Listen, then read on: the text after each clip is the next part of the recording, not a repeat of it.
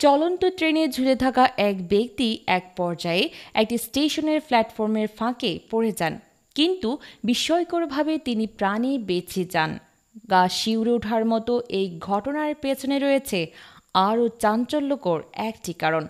ঘটনাটি ঘটে 18 মে রবিবার দুপুর 1টার দিকে।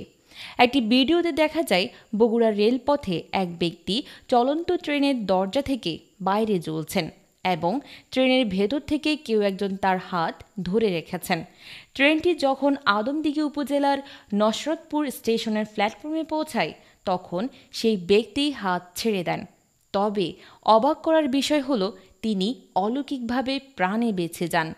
ঝুলন্ত অবস্থায় ট্রেন থেকে পড়ে গিয়েও যে ব্যক্তি প্রাণে বেঁচেছেন তার নাম মতিউর রহমান, বয়স 52 বছর। তিনি নওগাঁর রানীনগর উপজেলার পরিল গ্রামের বাসিন্দা এবং বিদেশে কর্মী পাঠানোর একটি কাজের সঙ্গে যুক্ত। এই পেশাটি যে তার জীবনের জন্য হুমকিস্বরূপ হয়ে দাঁড়াবে সেটা হয়তো কল্পনাও করেননি।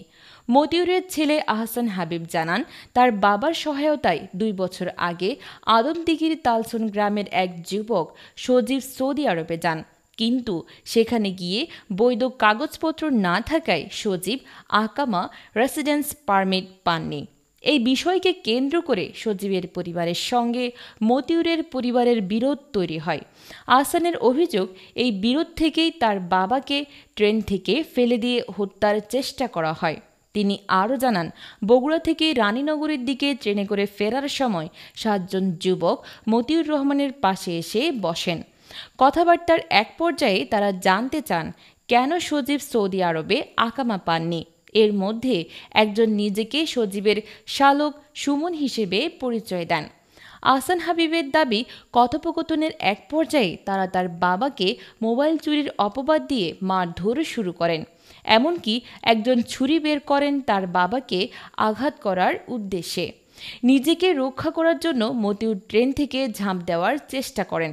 তখন কেউ একজন তার হাত ধরে রাখেন, কিন্তু শেষ পর্যন্ত তিনি পড়ে যান। এই ঘটনার ভিডিও ইন্টারনেটে ছড়িয়ে পড়ে এবং তীব্র আলোড়ন তোলে। অলৌকিকভাবে প্রাণে বেঁচে যাওয়া মতিউর রহমান 19 মে সোমবার প্রাথমিক চিকিৎসা নিয়ে নিজ বাড়িতে ফিরে গেছেন। নিউজ ডেস্ক, নাইমা সিদ্দিকা, ভোরের আকাশ।